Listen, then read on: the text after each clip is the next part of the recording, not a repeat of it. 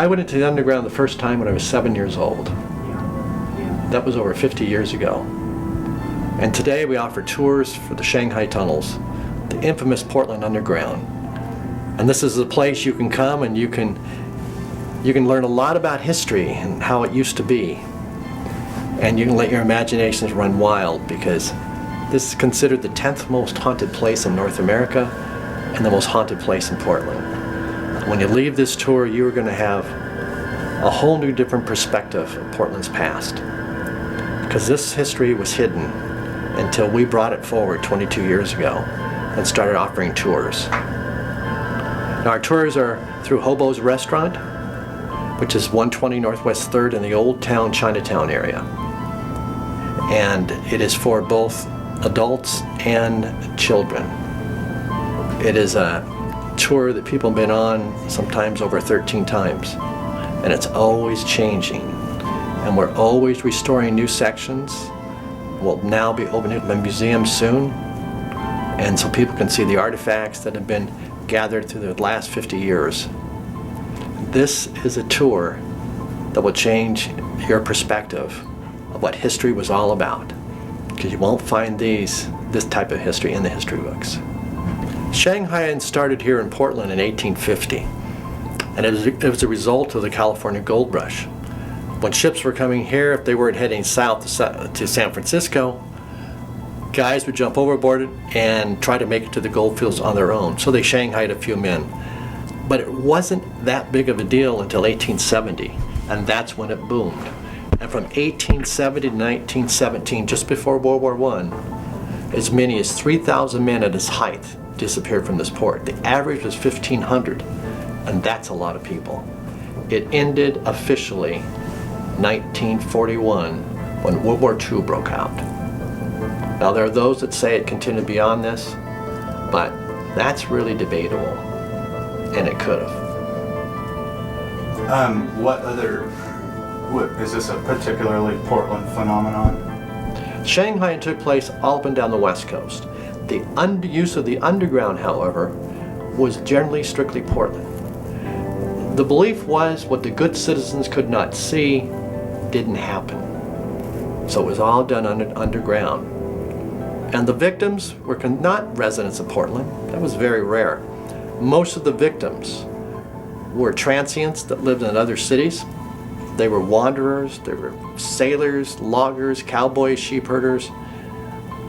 People that never saw their families never heard from them. So if they had disappeared for months, who missed them? They were always gone.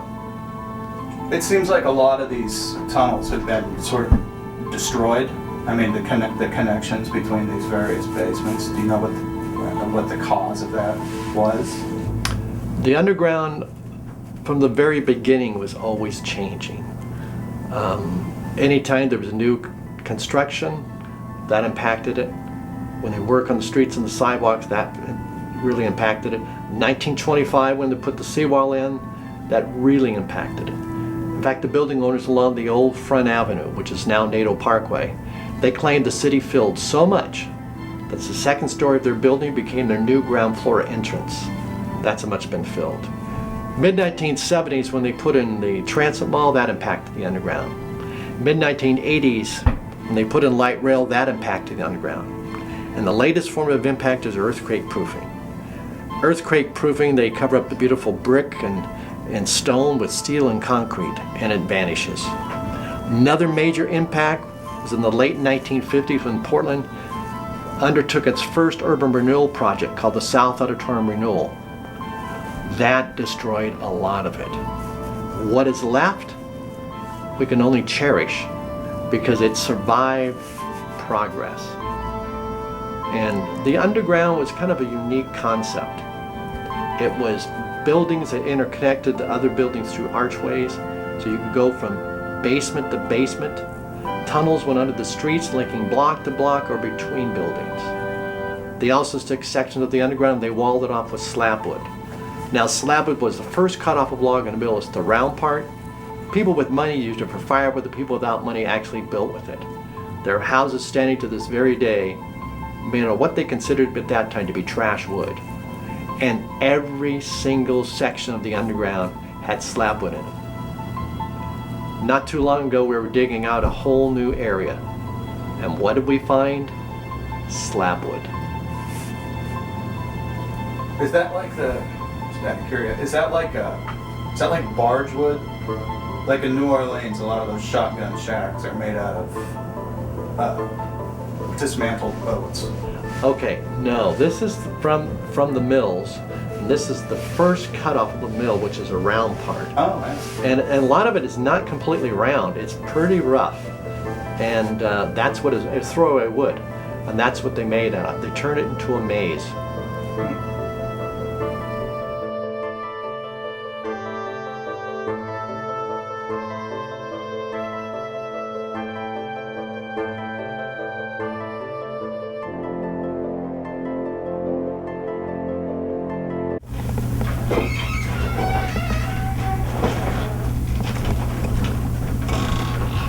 At one time, opium dens like this one here, you could find scattered throughout the underground in Portland. And this one, it was extremely unique. This one is extremely unique. You'll notice that there is a bed over here. This bed is where the opium users would actually rent. Opium dens like this one used to be scattered throughout the underground here in Portland. Patrons would come down through that stair ladder, right through a trap door, down into the underground where they purchase their opium and go on their opium dreams. They smoke it in pipes. And because they needed a relatively safe place to smoke their opium, they would rent themselves a bunk. Now this is an opium bunk. The bunk that's closest to the ground was the most expensive, because when you fell out of bed, you didn't have far to go. The higher you went, the cheaper it was, but the harder the fall. You'll also notice right in the floor of the opium den is another trap door. Beneath that is a barrel. That's where they stash their opium and their money. It was their only means of safekeeping here. Now, when police raided these places, patrons would escape through this door.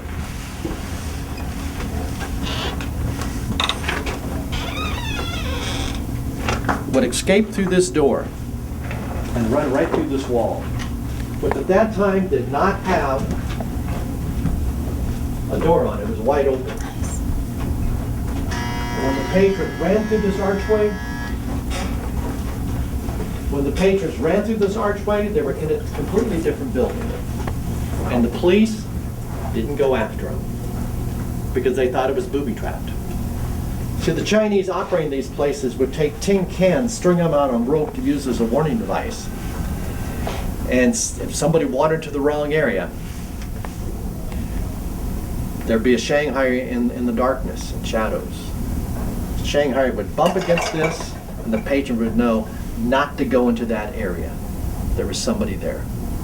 Those that did not think this warning was very important ended up being Shanghai. They were dragged to a holding cell, locked up, later sold to a sea captain and forced to work aboard ships for nothing. Portland was a very unique city. No other city was this well organized with their Shanghai, and no other city had an underground like Portland's that was used for the trade of Shanghai. And an earthquake proofed the building. This is filled with dirt. First thing that's found with those bars, and behind it, you notice there are bricks. This holding cell, this was a holding cell based on the bars, looked out to a completely different building. And many years ago, probably after World War II, the building owner decided did not want any evidence of this Shanghai tied to his building, so he blocked it with bricks. We dug this out, that's the first thing we found. The second thing we found was a stone shelf in the corner. That's where they put their buckets and their chamber pots in these holding cells, to your right. That's where they put their buckets and chamber pots used in the holding cells. And if you look to the roof, the ceiling, look to the ceiling, you will see a trapdoor. Above us was a dead-end alley. They dropped the victim directly from the dead-end alley into the holding cell. And if you look at the floor, you'll see the floor was made out of bricks that were 2 layers thick. Shanghaiers didn't just do things. They did it for a reason. When they grabbed their victims, they brought them to the underground and they locked them up in holding cells. But before they did that, they took their shoes, because the Shanghaiers broke glass and spread it throughout the underground. So if somebody escaped, they couldn't run too fast or too far. And of course, you could always find them above ground because they'd be limping going down the street. And they could always follow the trail of blood that they'd leave behind. In 1974, I was told about some cork boots left behind by loggers who were shanghaied. And I was told to come into this building and look around. And one of the victims of that Shanghai, which took place in 1930, said he believed it was still there. So I came down in the darkness and shadows. I found these cork boots. Now, they were in the dirt when I found them. They're in a trunk today for their protection, because after our tours have to pick these up, haul this trunk out of here and lock it up, because people are getting into the underground and stealing whatever they can. People who steal from historical sites today, like the Shanghai Tunnels, are stealing not just from people today, but they're stealing from future generations. In 1920, Prohibition went into effect. Alcohol was now illegal, and different parts of the underground underwent a transformation. Not all of it, but some of it. It was a great place to stockpile booze because police did not go into the underground. And saloons like Lazo, which is today's Hobos, where we conduct our tours through, had a sign above ground that said it all. It said soda pop, and they survived. Now, if you were a saloon that survived on soda pop, something else was going on. And it was. The real saloon went underground. It became known as a Speakeasy. This, unfortunately, left the ladies who worked for the House of Negotiable Affections above them alone. So they built what they call crib rooms. These were little fancy rooms. This is where the prostitutes could bring some of their clients. But really what it was advertisement for what lay on the top floors. When they built this building in the mid-1880s, this beam was not long enough. So using hand tools, just two of them, a handsaw and a wood plane, they cut and fit these two pieces together. And to lock it in place, they carved the peg that went halfway on this side and another peg that went halfway on the other side. And this fancy scroll work here did nothing to hold up the building. All this represented was pride in one's workmanship. And who did the work? It was Chinese. But they were not in charge of the Shanghai Tunnels. They were some of the victims. They were brought here to America by tongs, sometimes by choice, sometimes not by choice. And to pay for their passage, they had to do the hardest work imaginable. Laid the tracks to the railroad, they dug tunnels through mountains, dug canals, and they built the Shanghai Tunnels. And how much were their pay? Word has it, for 6 days a week, 10 to 12 hours a day, it was $1 a week. Start over. Women were not immune to what was happening in the Shanghai Tunnels. They were grabbed by white slavers, brought into the underground and locked up in holding cells, just like this. These were nothing more than double-walled closets. Women were kept in total darkness, total isolation. The objective was to break them, break their spirits, make them believe they could never go back home again, make them believe that their only hope for a future was in the hands of this horrible white slaver. And how long did it take to break their spirit? Well, the average was 48 hours. Then they were taken through the underground, put aboard ship, and they disappeared. White slavery never ended in Portland. Shanghai did. Today, Portland is one of the biggest places for white slavery, unfortunately. It never ended, and now we have a bigger problem than we ever imagined. Shanghai ended in 1941, the beginning of World War II. Portland began to block, began to tear down, they filled in, and they pretended it never happened. It did. Shanghaian cannot raise its head again. You have to deal with the past in order to grapple with the future.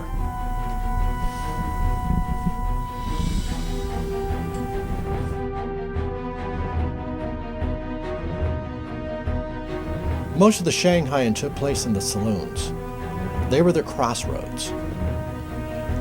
This is where people came from all walks of life to sample what they thought was Portland's best. They got drunk, and if we weren't drunk enough, they were helped along with some knockout drops.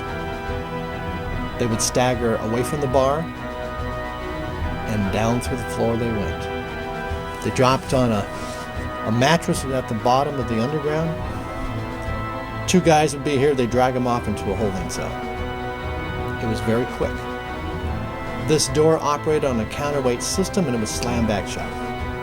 And no one saw a thing. Guys would hear about Portland being such a rough port, about being shanghaied out of here. They'd come down to the saloons on the buddy system.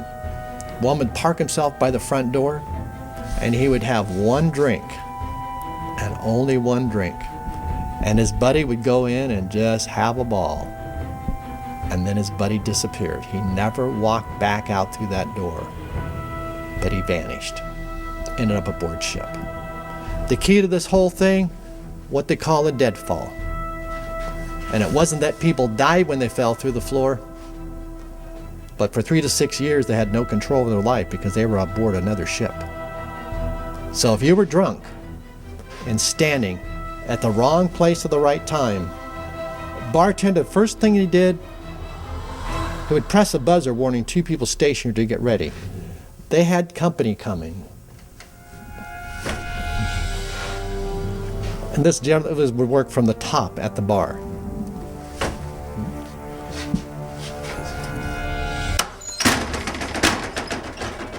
Down the person came.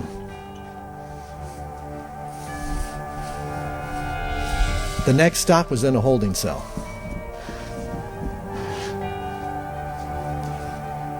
This deadfall system was used in Portland first.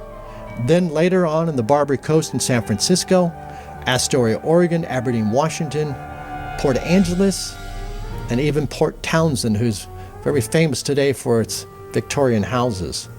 But when you fell to the floor at Port Townsend, there was a boat waiting for you because you were in the water.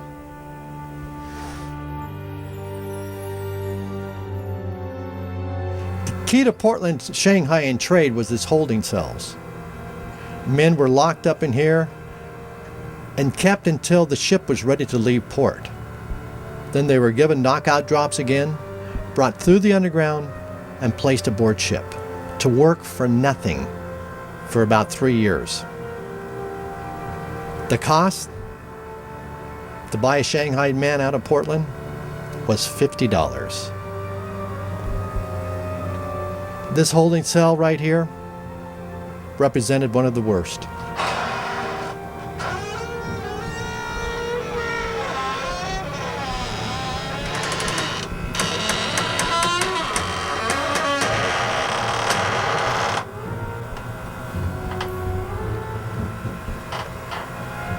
Some men never recovered from being thrown in one of these places. Crammed in here like sardines. And it was all because people could make money off of them. A lot of these cells have disappeared. At one time in the early 1970s, you could find holding cells like this one scattered throughout the underground. Now they've been torn out, they've rotted away, and some people believe this never happened. The bars of these holding cells were very unique. In fact, if you could get a holding cell that actually had bars, that meant you could actually breathe.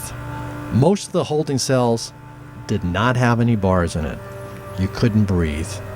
They were like ovens. But this one was very unique. The bars are tapered, so you couldn't get your fingers through to grab the person on the other side. And if you could get your fingers through, you couldn't do much with them. And who'd be standing on the other side? It was a Shanghaier. Now these bars, we have learned, are very much like the bars in the old Chinese prisons. Because when they built the underground with Chinese laborers, some of these buildings actually had holding cells like this one with this type of bar on it. But like I said, the victim was lucky. They could breathe.